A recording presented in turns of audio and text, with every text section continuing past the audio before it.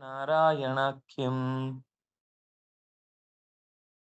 भूषारत्नं भुवनवलयस्याखिलाश्चर्यरत्नं लीलारत्नं जलधिदुहितुर्देवता मौलिरत्नं चिन्तारत्नं जगति भजतां सत्सरोजद्युरत्नं कौसल्याया लसतु मम हृन्मण्डले पुत्ररत्नं महाव्याकरणाम्बोधिमन्थमानसमन्दरम् कवयन्तं रामकीर्त्या हनूमन्तमुपास्महे मुख्यप्राणाय भीमाय नमो यस्य भुजान्तरम् नानावीरसुवर्णानां निकषाश्मायितं बभौ स्वान्तस्थानन्तशय्याय पूर्णज्ञानरसार्णसे उत्तुङ्गवाक्तरङ्गाय मध्वदुग्धाब्दये नमः सूक्तिरत्नाकरे रम्ये मूलरामायणार्णवे विहरन्तो महीयां सः प्रीयन्तां गुरवो मम वाल्मीकिर्गौः पुनीयान्नः महीधरपदाश्रया यद्दुग्धपचीयन्तिपयस्तर्णका इव स्वस्त्यस्तु सताम् हरिः ओम्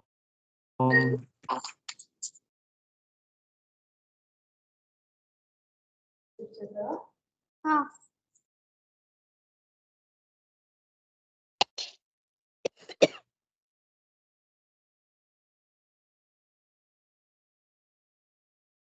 ಮೇಘ ಅವರು ಹೇಳಿ ತಮುತ್ಪತಂತಂ तमुत्पतन्तं तमुत्पतन्तं ತ್ರಿಚಕ್ರಕಲ್ಪಂ हरिचक्रकल्पं हरिचक्रकल्पं विलोक्यलोकः विलोक्यलोक कुतूहलोऽभूत् सकुतूहलोऽभूत् योऽस्य जातस्य सद्योऽस्य जातस्य सुतेज ईदृक् सुतेजईदृग् यूनो प्रमेयं हि यूनो प्रमेयं हि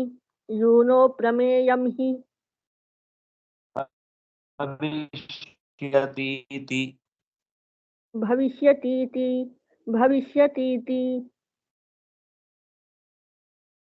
ಲೋಕಃ ಲೋಕಃ ಅಂದ್ರೆ ಜಗತ್ತಿನ ಎಲ್ಲ ಜನ, ಅದರಲ್ಲೂ ಮುಖ್ಯವಾಗಿ ಅಂತರಿಕ್ಷದಲ್ಲಿ ಓಡಾಡುವಂತಹ ಮೇಲಿನ ಜನ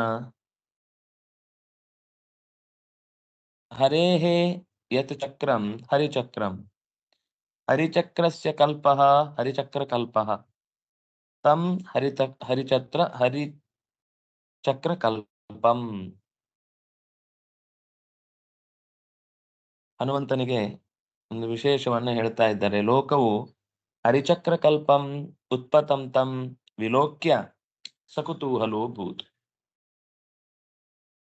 ಲೋಕದ ಜನ ಹರಿಯ ಚಕ್ರದಂತೆಯೇ ಇರುವ, ಅಂದ್ರೆ ಅಷ್ಟು ಗರ್ರಂತ ತಿರುಗ್ತಾನೆ, ಚುರುಕಾಗಿ ಓಡಾಡ್ತಾನೆ ಅನ್ನುವ ಹಂತದಲ್ಲಿ. ಮತ್ತೊಂದೇನು ಅಂದ್ರೆ ಅದರ ವಿಶೇಷ ಕೆಲಸ ಚಕ್ರದ್ದು ತಲೆ ಕತ್ತರಿಸಿದ್ದು. ಹಿಂದೆ ಹರಿಯ ಚಕ್ರವು ಕೂಡ ರಾಹುವಿನ ತಲೆಯನ್ನ ಕತ್ತರಿಸಿತ್ತು. ಹಾಗೆ ಈಗಲೂ ಕೂಡ ಹರಿಚಕ್ರ ಕಲ್ಪಂ, ರಾಹುವಿನ ತಲೆಯನ್ನ ಅವನು ಕತ್ತರಿಸಿದ. ಹಿಂದೆ ರಾಹುವಿನ ತಲೆಯನ್ನ ಕತ್ತರಿಸಿತ್ತು, ಈಗಲೂ ಅವನು ಅದನ್ನ ಸೂರ್ಯನ ಮೇಲೆ ಆಗ್ತಾ ಇರುವ ದಾಳಿಯನ್ನ ತಪ್ಪಿಸ್ಲಿಕ್ಕೆ ಹಾರ್ತಾ ಇದ್ದಾನೆ. ಅದಕ್ಕೆ ಚಕ್ರಕ್ಕೆ ಉದಾಹರಣೆ ಕೊಟ್ಟದ್ದನ್ನ. ಅವನು ರಾಹುವಿನ ಕಡೆಗೆ ಹೋದದ್ದು ಅಂತ ತಿಳಿಸ್ಲಿಕ್ಕೋಸ್ಕರ ನಾರಾಯಣನ ಚಕ್ರ ರೂಪನಾದ ಆಂಜನೇಯನು ಉತ್ಪತಂತಂ ವಿಲೋಕ್ಯ, ಹಾರುತ್ತಿರುವುದನ್ನ ಕಂಡ ಲೋಕದ ಅತೀಂದ್ರಿಯ ಲೋಕದ ಜನ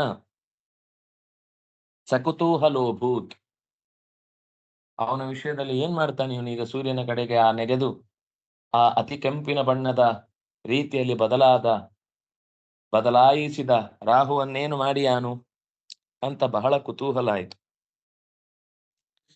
ಇಷ್ಟು ಹುಟ್ಟಿದೊಡನೆಯೇ ಸದ್ಯೋಸ್ಯ ಜಾತಸ್ಯ ಸುತೇಜ ಈದೃಕ್, ಹುಟ್ಟಿದ ತಕ್ಷಣವೇ ಇಷ್ಟು ಕಾರುಬಾರಿ ಇವನು ಮಾಡ್ತಾನೆ ಅಂತಂದ್ರೆ ಯೂನಃ ಅಪ್ರಮೇಯಂ ಹಿ ಭವಿಷ್ಯತಿ. ಇವನು ಯುವಕನಾದಾಗ ಯೌವನಾವಸ್ಥೆಗೆ ಯಾವಾಗ ಬಂದು ಸೇರ್ತಾನೋ ಆಗ ಅವನ ತೇಜಸ್ಸು ಅಪ್ರಮೇಯಂ, ನಮ್ಮ ಲೆಕ್ಕಕ್ಕೆ ಸಿಗದು. ಈಗ ಹುಟ್ಟಿದ ತಕ್ಷಣವೇ ಆಗಸಕ್ಕೆ ನೆಗೆದು ಸೂರ್ಯನ ಮೇಲೆ ದಾಳಿ ಮಾಡುವ ರಾಹುವನ್ನ ನಿಗ್ರಹಿಸುವ ಸಲುವಾಗಿ ಹೋಗಿದ್ದಾನೆ. ಇನ್ನು ಮುಂದೆ ಸ್ವಲ್ಪ ಬೆಳವಣಿಗೆ ಬಂದು ಯೌವನಾವಸ್ಥೆಯನ್ನ ಹೊಂದಿದಾಗ ಇವನನ್ನು ತಡೆಯುವುದು ಹೇಗಪ್ಪ, ಬಹಳ ಲೆಕ್ಕಕ್ಕೆ ಸಿಗದವ ಅನ್ನೋದು ಎಲ್ಲರ ಕುತೂಹಲಕ್ಕೆ ಕಾರಣವಾಯಿತು. ಸಕುತೂಹಲೋ ಭೂತ್. ಕಿಮಿತಿ ಸಕುತೂಹಲೋ ಭೂತ್? ಸದ್ಯಃ ಅಸ್ಯ ಜಾತಸ್ಯ ಹಿ ಏವಂ ತೇಜಃ ಅಸ್ತಿ, ಸುತೇಜಃ ಅಸ್ತಿ. ಈದೃಶಃ ಹನುಮಾನ್ ಯದಾ ಯುವಾ ಭವತಿ ತದಾ ಏತಸ್ಯ ಕಾರ್ಯಭಾರಂ ಕಿಂ ಭವೇತ್? ಏತಸ್ಯ ಸಾದೃಶ್ಯಮಪಿ ನ ಕೋಪಿ ಭಜತೆ. ತಾದೃಶ ವೇगी, ಶಕ್ತಿ ಬಲಿ अपि च सामर्थ्यशाली भविष्यति इति देवाः कुतूहलिनः अभूवन्. तम् उत्पतन्तम्. द्वितीया भक्ति एकवचन. उत्पतन्तौ उत्पतन्तः शत्रुप्रत्ययान्तः शब्दः द्वितीया भक्ति एकवचन. हरेः चक्रं हरिचक्रं, हरेः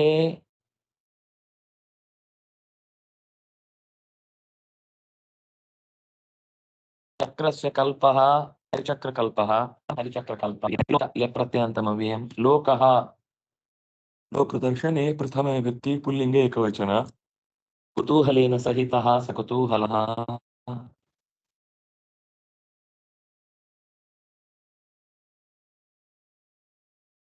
अभूत् लुङ् प्रथमा एक. ಲೋಕಃ ಸಕುತೂಹಲೋಭೂತ್. ಲೋಕಃ ಅಂದ್ರೆ ಸಮಸ್ತ ಮೇಲಿನಿಂದ ಹಿಡಿದು ಕೆಳಗಿನ ತನಕದ ಎಲ್ಲಾ ಜೀವ ರಾಶಿಗಳೂ ಕೂಡ ಆಗಸದ ಮರೆಯಲ್ಲಿ ನಿಂತು ಈ ಮಹಾ ಕಾರ್ಯವನ್ನ ಹನುಮಂತ ಹಾರಿ ಈ ರಾಹುವಿನ ದೊಡ್ಡ ಉಪಟಳವನ್ನ ಪರಿಹರಿಸುವುದಕ್ಕೆ ಬೇಕಾದ ಕಾರ್ಯವನ್ನು ಮಾಡ್ತಾ ಇದ್ದಾನೆ ಅಂತ ಅವರೆಲ್ಲರೂ ಕೂಡ ಬಹಳ ಸಂತೋಷ ಪಟ್ಟರು. ಸದ್ಯಃ ಅಸ್ಯ ಜಾತಸ್ಯ ಸುತೇಜಃ ಸದ್ಯಃ ಜಾತಸ್ಯ ಅಸ್ಯ ಸುತೇಜಃ ಈದೃಕ್. ಈಗ ತಾನೇ ಹುಟ್ಟಿದ ಈ ಮಗುವಿನ ತೇಜಸ್ಸು ಈ ರೀತಿಯದ್ದಾದರೆ ಜಾತಸ್ಯ ಹಿ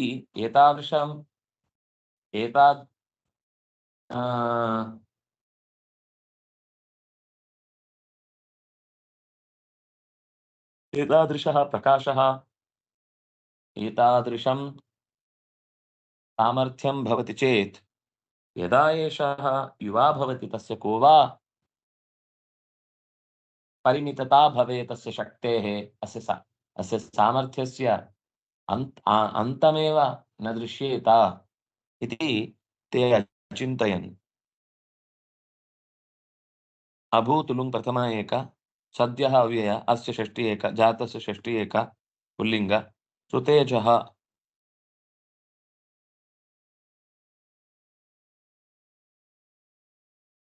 शोभनं तेजः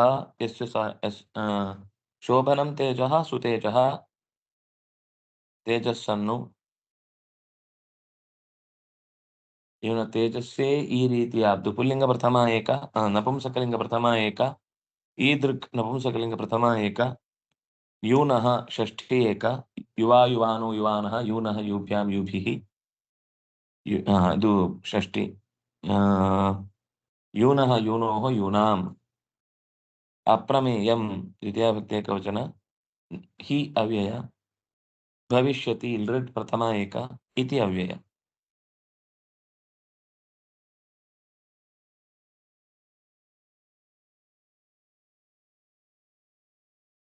ಇನ್ನೇರಿದರೆ ದೀಪ ಅವ್ರು ಹೇಳಿ. ರಾಹುಸ್ತು ಶಕ್ರಂ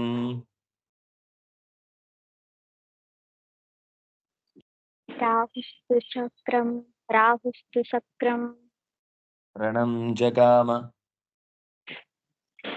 ರಣಂ ಜಗಾಮ ಕ್ರೋಪಿ ವಜ್ರಂ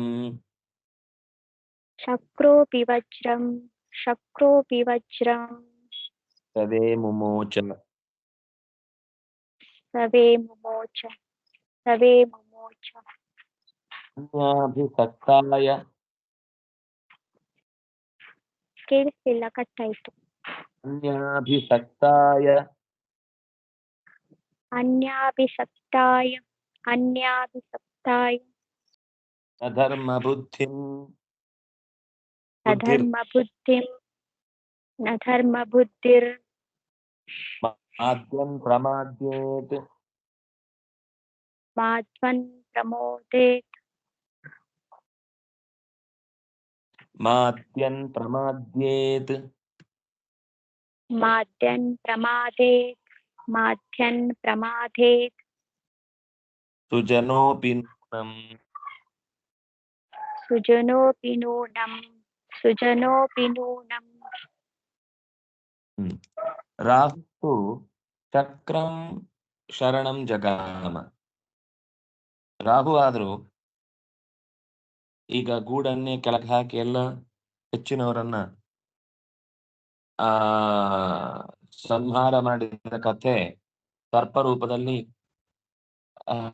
ಜನಮೇಜನ ಯಜ್ಞದಲ್ಲಿ ನೋಡುತ್ತೇವೆ.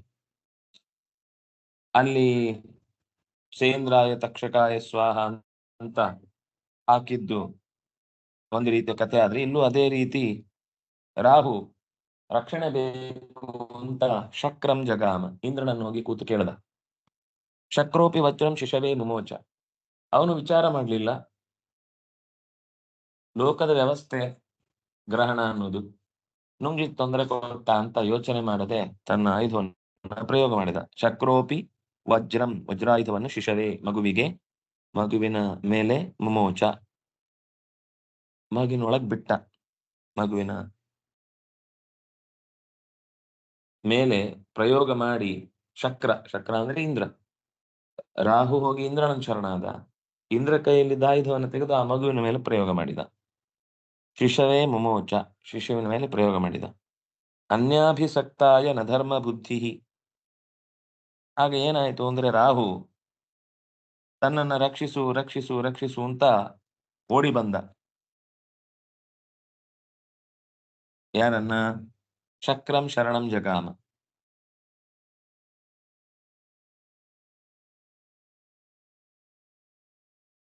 ಚಕ್ರ ಅವನವನ ಪಾಡಿಗೆ ಇದರ ಬಗ್ಗೆ ತೀರಾ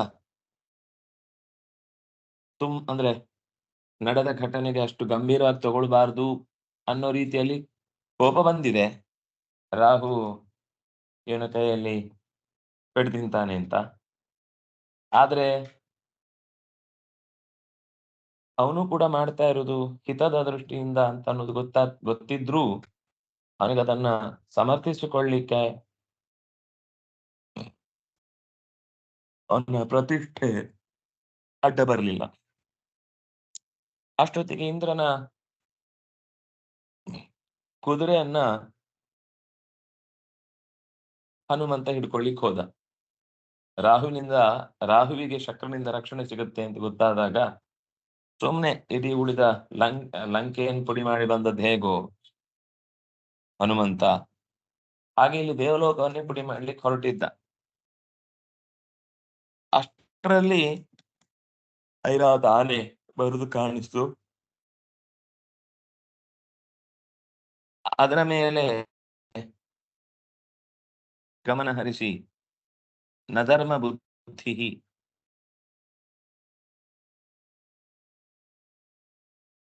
ಇಂದ್ರನಿಗೆ ಈಗ ಹನುಮಂತ ಮಾಡ್ತಾ ಇರೋದು ಸರಿನೋ ತಪ್ಪೋ ಅನ್ನೋದನ್ನ ತಿಳಿಯಲಿಕ್ಕೆ ಆಗದೇ ಇರುವ ಸ್ಥಿತಿಯಲ್ಲಿ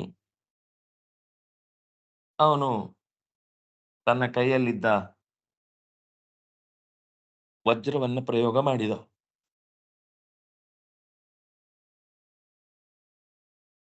ಮಾದ್ಯನ್ ಪ್ರಮಾದ್ಯೇ ಸುಜನೋಪಿ ನೂನಂ, ಇದೊಂದು ಸುಭಾಷಿತದ ಹಾಗೆ. ಮದಕ್ಕೆ ಒಳಗಾದ ಒಬ್ಬ ಐಶ್ವರ್ಯಾದಿ ಮದಯುಕ್ತನಾದ ಸಜ್ಜನನು ಕೂಡ ಪ್ರಮಾದ್ಯೇತ್, ಪ್ರಮಾದವನ್ನ ಹೊಂದಿಯಾನು.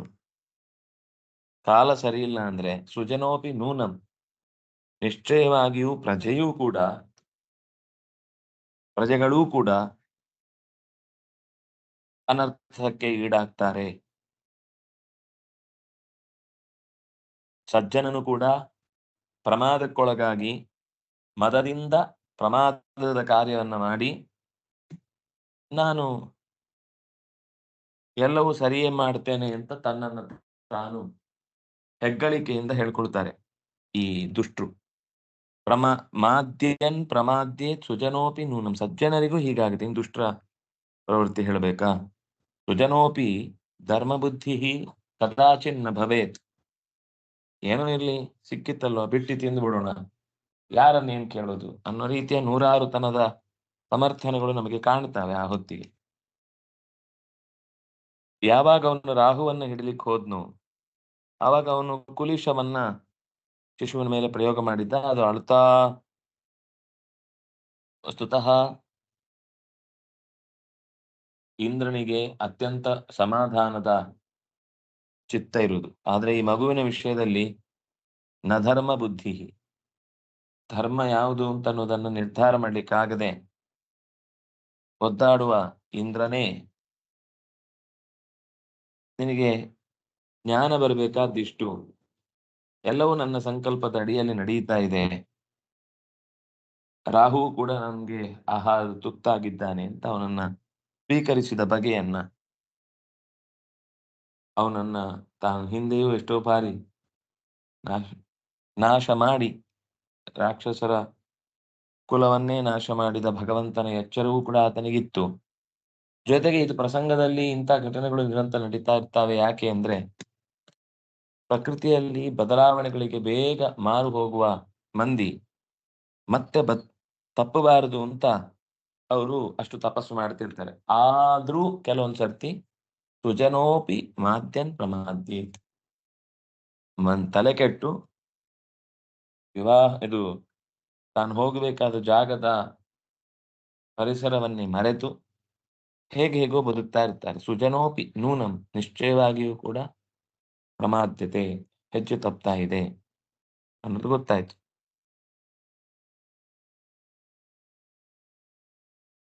ಯಾರು ಹೇಳ್ತೀರಿ ನೆಕ್ಸ್ಟು?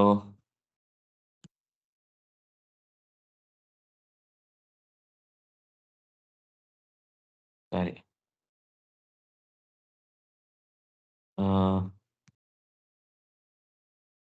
ಇದು ತುಂಬಾ ಸುಲಭವಾದ ರೀತಿಯಲ್ಲಿ ಕಥೆಯನ್ನ ಹೆಣ್ಕೊಂಡು ಹೋಗಿದ್ರು. ನಮಗೆ ಭಾಷೆ ಸ್ವಲ್ಪ ಅಪ್ರಸ್ತುತ ಆದ್ರಿಂದಾಗಿ ಏನ್ ಹೇಳ್ತಾರೆ ಅನ್ನೋದು ನಿಶ್ಚಯ ಮಾಡ್ಕೊಳ್ಲಿಕ್ಕೆ ಆಗಲ್ಲ. ಆದ್ರೆ ಪಾಠ ಅವತ್ತು ಕೇಳಿದ್ದು ಹೇಗೋ ರೆಕಾರ್ಡ್ ಇರುತ್ತೆ, ಅದನ್ನ ಮತ್ತೊಮ್ಮೆ ಕೇಳಿ ಚೆನ್ನಾಗಿ ಒಂದ್ಸರ್ತಿ ಮನದಟ್ಟು ಮಾಡ್ಕೊಳ್ಳಿ. ದಿನಕ್ಕೆ 15 ನಿಮಿಷ ಆದ್ರೂ ಅದರ ಜೊತೆಗೆ ಉಳ್ಕೊಳ್ಳಿಕ್ಕೆ ಏನೇನು ವ್ಯವಸ್ಥೆ, ಅದರ ಶಬ್ದದ ಸುತ್ತ ಶಬ್ದಗಳು ಯಾವುದು, ಧಾತುಗಳು ಯಾವುದು, ವಿಭಕ್ತಿಗಳು ಯಾವುದು, ಅಪರೂಪದ ಗ್ಲಾಸ್ ಯಾವುದು, ಅಂದ್ರೆ ಒಂದಕ್ಕೊಂದು ಸಂಬಂಧ ಗ್ಲಾನ್ಸ್ ಮಾಡುವಾಗ ಗೊತ್ತಾಗುವ ವಿಶೇಷ ಸಂಬಂಧಗಳು ಯಾವುದು, ಇದೆಲ್ಲವನ್ನು ತಿಳಿದು ಅಧ್ಯಯನ ಮಾಡಿ ನಾವು ಒಬ್ರಿಗೊಬ್ರು ಉತ್ತರ ಕೊಟ್ರೆ, ನಾನು ಹೇಳಿದ್ದಕ್ಕಿಂತ ಹೆಚ್ಚಿನದು ಏನೋ ಒಂದು ವಿಷಯ ನಿಮಗೆಲ್ಲೋ ಗೊತ್ತಾಯ್ತು, ಅಥವಾ ಅದು ತೀರಾ ಶಾಸ್ತ್ರೀಯಾಗಿದ್ರೆ ನಾವೆಲ್ಲೂ ಉಪಯೋಗಿಸ್ಕೊಳ್ಬೇಕಾಗಿಲ್ಲ. ತುಂಬಾ ಒಳ್ಳೆ ಪದಾರ್ಥಗಳೇ ಆಗಿ ಅದನ್ನ ನಿವೇದಿಸುವುದು ಅಂತಾದಾಗ ಮತ್ತು ಸಮಯ ಅವಕಾಶ ಇದೆ. ಆ ಹೊತ್ತಿನಲ್ಲಿ ನಾವು ಇನ್ನಷ್ಟು ವಿಶೇಷ ಸಂಗತಿಗಳನ್ನ ಅನುಸಂಧಾನ ಮಾಡೋಣ ಅಂತ ಹೇಳ್ತಾ ಇವತ್ತಿನ ಈ ಪಾಠವನ್ನ ಮುಕ್ತಾಯ ಮಾಡ್ತಾ ಇದ್ದೇನೆ. ಶ್ರೀಕೃಷ್ಣಾರ್ಪಣಮಸ್ತು.